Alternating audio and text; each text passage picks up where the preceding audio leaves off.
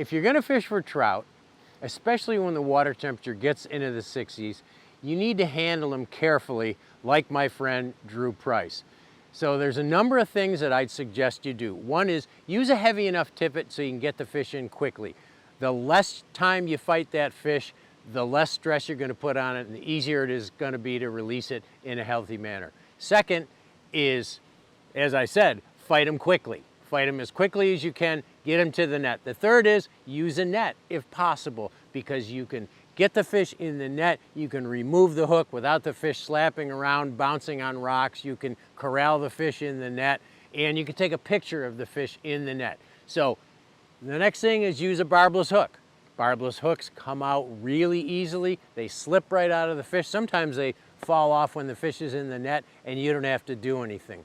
And lastly, just release the fish by backing off on the net and letting that fish swim away.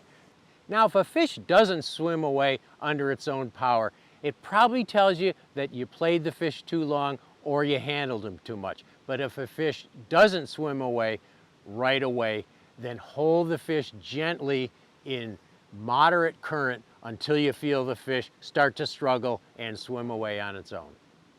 Now, you can't always release a fish without touching it. Sometimes you're going to have to stabilize the fish with your hands. So just keep the fish in the net, make sure your hands are wet, gently hold the fish, and slide the hook out.